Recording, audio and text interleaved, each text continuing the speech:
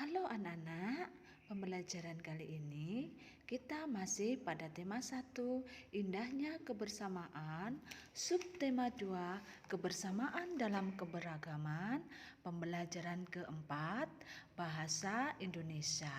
Yang kita bahas kali ini yaitu tentang gagasan pokok dan gagasan pendukung dalam bentuk tabel.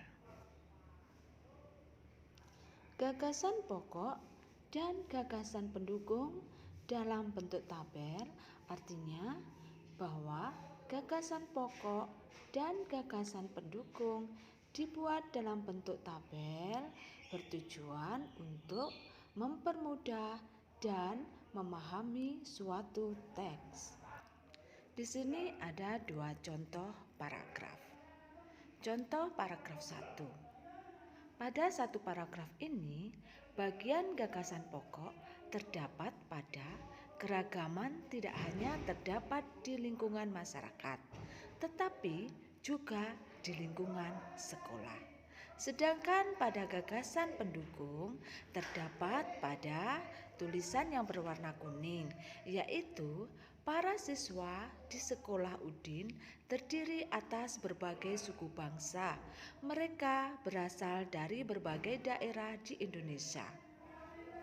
Ada siswa yang berasal dari Sumatera, ada siswa yang berasal dari Jawa, ada siswa yang berasal dari Kalimantan, Sulawesi, Nusa Tenggara, Papua, dan sebagainya. Itu adalah gagasan pendukungnya. Contoh yang kedua terdapat pada paragraf kedua. Gagasan pokoknya tetap berada di awal kalimat, yaitu sekolah sering mengadakan gelar budaya untuk memperkenalkan kekayaan budaya Indonesia kepada para siswa. Sedangkan gagasan pendukungnya terdapat pada tulisan berwarna kuning, yaitu misalnya gelar pakaian daerah, gelar makanan tradisional, dan gelar musik tradisional. Pada saat gelar pakaian daerah, para siswa mengenakan pakaian daerah ke sekolah. Pada saat gelar makanan tradisional, para siswa membawa contoh makanan tradisional ke sekolah. Pada saat gelar musik tradisional, para siswa mengadakan pertunjukan musik daerah. Nah, itu contoh pada paragraf kedua tentang gagasan pokok dan gagasan pendukung. Nah, berikut ini adalah cara kita mencari gagasan pokok dan gagasan pendukung berdasarkan tabel yang akan lebih mudah kita pahami dan mudah kita mengerti dan mudah dalam pencarian pada teks bacaan pada paragraf. Nah, contoh pada paragraf yang pertama tadi dalam bacaannya di gagasan pokok kita ketemukan paragraf pertama gagasan pokoknya adalah keragaman di lingkungan sekolah.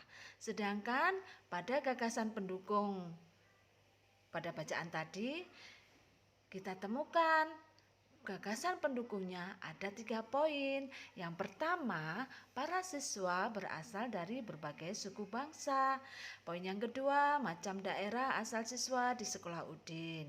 Yang ketiga, setiap siswa memiliki budaya khas. Nah, sekarang kita cari gagasan pokok dan gagasan pendukung pada paragraf yang kedua bacaan tadi. Nah, pada gagasan pokok di paragraf kedua kita temukan gagasan pokoknya adalah gelar budaya di sekolah.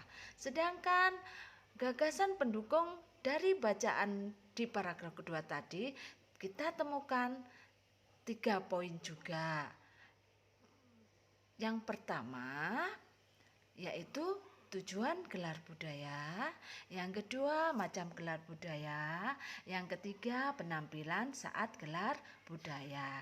Itu adalah gagasan pendukung pada contoh paragraf yang kedua tadi. Nah, anak-anak, dengan kita menggunakan Untuk tabel, maka akan memudahkan kita dalam mencari gagasan pokok dan gagasan pendukung pada setiap paragraf.